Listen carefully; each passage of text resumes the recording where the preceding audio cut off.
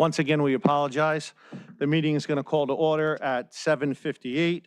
The public has been duly informed of this meeting in accordance with the Chapter 231 of the Public Bylaws of 1975 by posting at least 48 hours in advance a notice in the bulletin boards in the Stevenson and Churchill schools, a notice to the Township Clerk, and a notice to the Passaic Herald News and the Progress.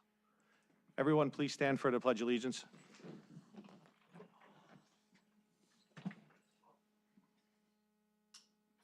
I pledge allegiance to the flag of the United States of America and to the republic for which it stands, one nation, under God, indivisible, with liberty and justice for all.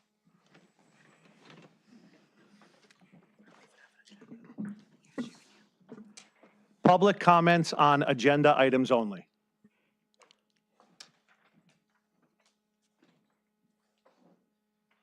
Okay.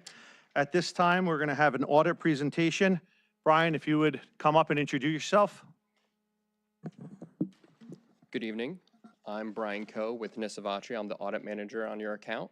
I'd like to start with thanking Kathleen and her staff for all the hard work that you do during the audit process, and thank you for making us a priority.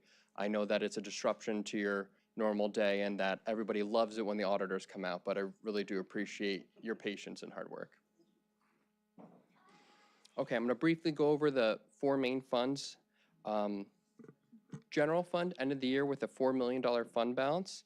This is comprised of $2.5 million in capital reserve, $150,000 in maintenance, prior year excess surplus of $395,000, current year excess surplus of $400,000, encumbrances of $40,000 assigned for subsequent years' expenditures to be used in the 2024 budget of $237,000, and unassigned fund balance of $319,000, which is down by $140,000 from the previous year due to the change in the state policies from the 4% of total expenditures back down to 2% that it was previously before COVID.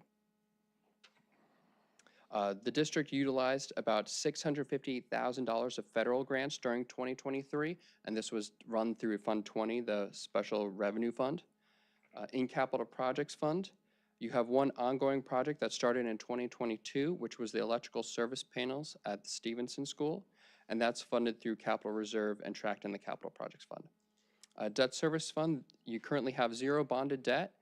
The 2002 school bonds matured in 2022, and we have no current year recommendations, and there are no prior year recommendations, so therefore there are no repeat findings. Any questions from the board? All right, great. No. Thank you very much. Thank you very much. We appreciate your time. For enrollment?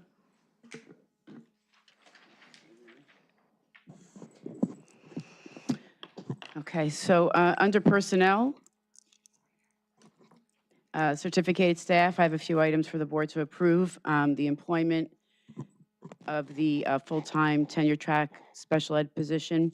For number 2, the maternity leave of absence that's listed, and the maternity leave of absence extension, as well as for number 4, the termination of the employee. For B, the non-certificated staff, the medical leave of absence, to approve that as listed, as well as reinstate the full-time technology network administrator position, and also the change of assignment. Motion. Second.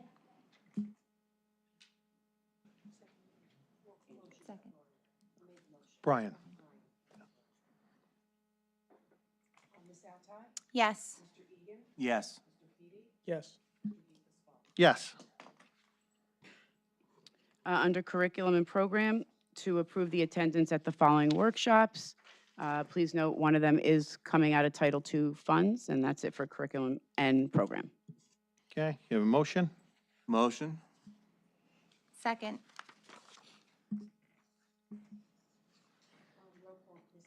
Yes. Yes. Yes. Yes. Under policy, to approve the second reading and adoption of the following policies. For B, we're going to table that. Okay, motion? Motion. Second. Yes. Yes. Yes. Yes.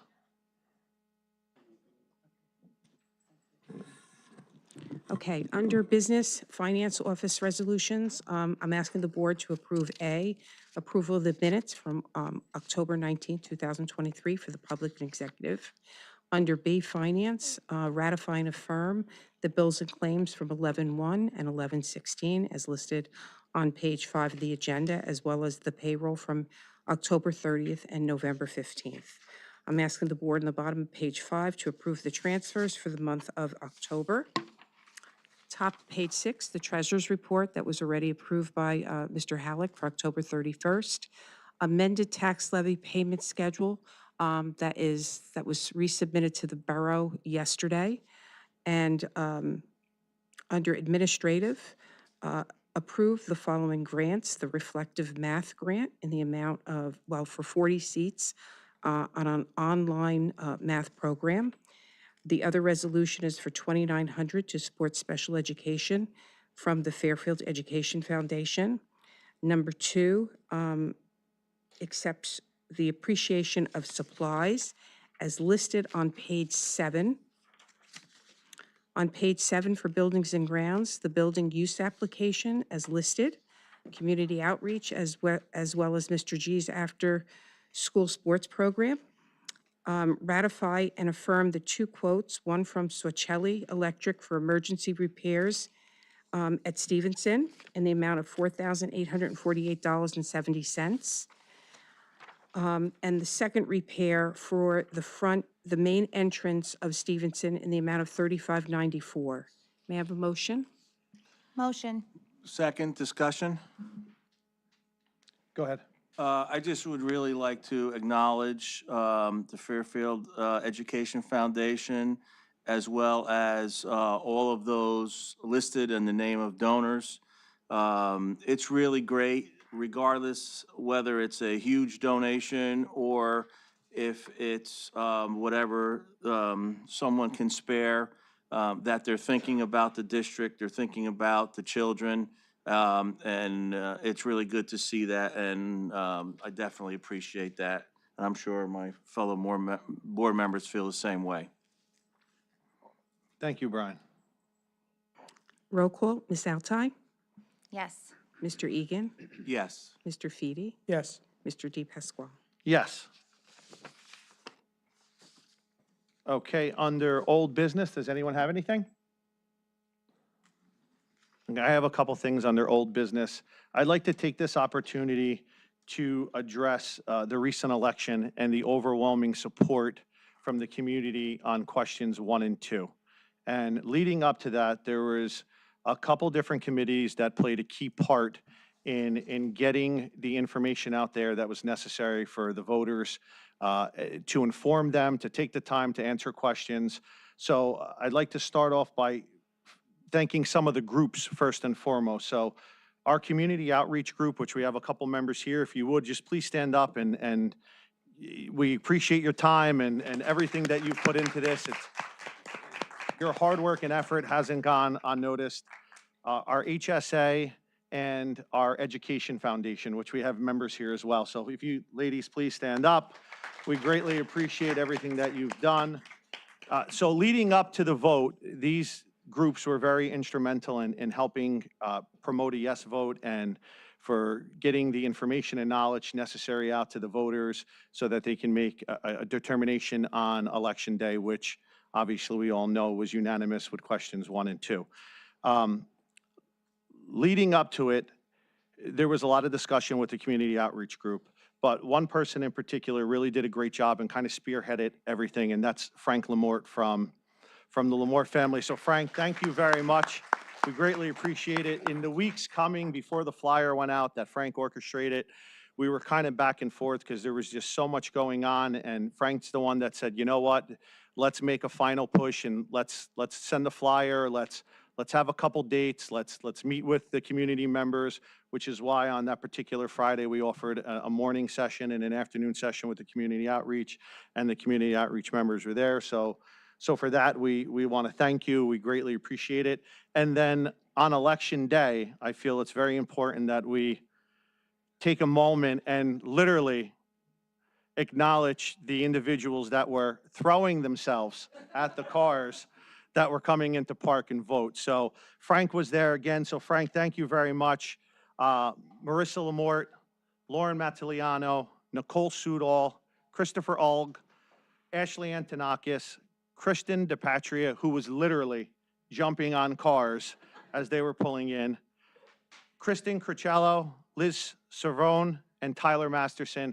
Thank you very much. You were all intricate parts of questions 1 and 2 passing. So we salute you. Thank you so much. Does anybody have anything else on their old business? Anyone have anything on their new business? New business, I would just like to mention that in one of the correspondence we received about Author Day from one of the principals, that it was one of our own Fairfield residents, one of our own Fairfield teachers, who was the author, who authored a new children's book. So that's a really great accomplishment, not only for her, but also for the district and the town to be proud of. Yes. Anyone else on their new business? So under new business, we'd like to take the opportunity to introduce 3 of the members of our Education Foundation that met with us prior to the meeting.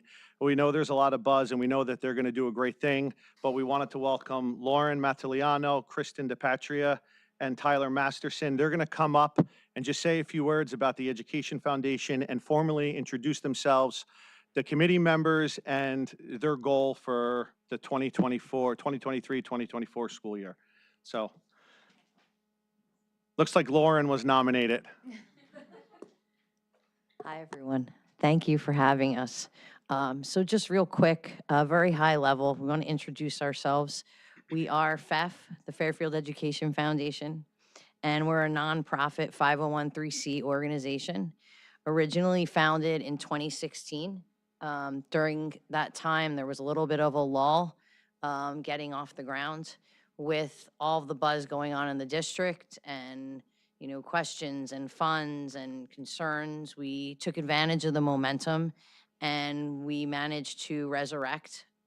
We have 6 trustees, myself, Lauren Mazziliano, Kristen DePatria, Tyler Masterson, Cindy Halen, and Ashley Antonakis, and Kristen Crucelli, who is our treasurer. So our mission basically is to provide ongoing and centralized source of additional funds and resources to the students of Fairfield. We're going to focus on 3 areas. We're going to facilitate student development, professional development, and promote community support. We would encourage everybody to please check out our website. It is ffefnj.org. Please join our mailing list. And also, please check us out on social media. We do plan to hold our first large event. We're targeting February 2024. And we also encourage anyone to reach out. I've heard from a handful of people who have some really good ideas in the community that want to work with us and do things that are ultimately going to benefit the children. And we're all ears. We can't do this alone. So we really encourage the partnership and the locking arms. Thank you for having us. Thank you very much, Lauren. Anything else on their new business? Anything under committee reports? My personal favorite time of the night. Public comments on non-agenda items.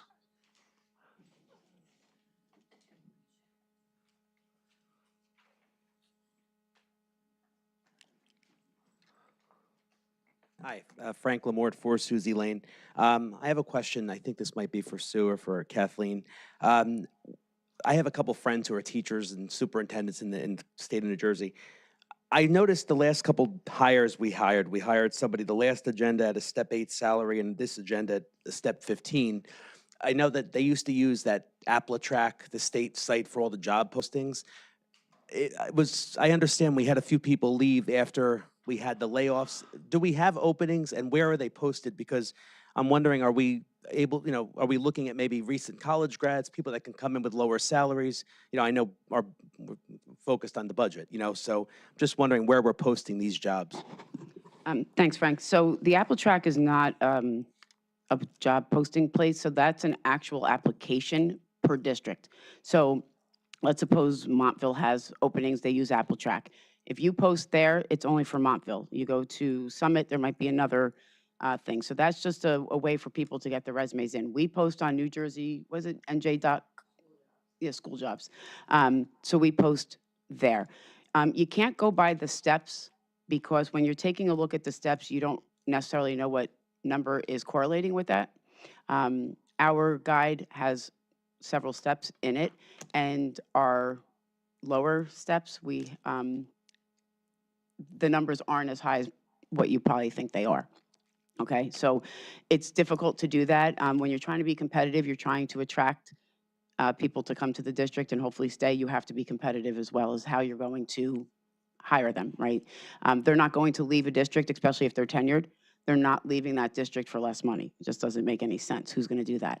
But especially when you're in the middle of a school year, your application pool is low. I can tell you that our principals, our director, they reach out to the colleges to see if there's any graduates coming up. So we do that when we can. But I can tell you and this is not just here in Fairfield, because even the surrounding districts, I just had a meeting with them, and they were asking if we had resumes that we could share with them because they have openings as well that they can't fill. And it's just something that's going on right now throughout the state. It's very difficult to find teachers that actually want to come to the districts as well. And that leads us also to when you have maternity leaves, very difficult to find because they're not tenure track positions either. So we're doing the best that we can, and we try to work with other districts as well and see if there's someone coming maybe off of a maternity leave there. Can they come over to us? But, that's how we do it. Okay. Can I ask one more question? Also, the questions, 1 and 2, is there like I know what they, the proposals had all the items and then the dollar amount. Is there public information anywhere on the allocations for those items? I believe it was posted online, but I'll make sure with one of the secretaries tomorrow Okay. that it will be on our line, For each, on okay. website. All right, great. Thank you. Okay. Sue, that brings, Frank has a great point. When we post for a particular job, who determines what the offered salary is going to be? Or is it just based upon the applicant and what they're looking for? No, well, I do the final determination. I go by their experience. It's Okay. not necessarily what they're looking for, but I can tell you, we've had people even last year that came in with 2 years' experience, making well above our step 10. So Okay. it's very difficult. We had people that we had to actually say, thank you, but I can't match what you're making. And we lost good candidates. Anything else on their public comments? Okay. On to next meeting. Be it resolved that the next meeting will be held in person on December 14th, 2023. Public work section beginning at 6:30 p.m., followed by executive session with public section resuming at approximately 7:30 at the Fairfield Municipal Building. Motion for adjournment? Motion. Second. Yes. Yes. Yes. Thank you all very much.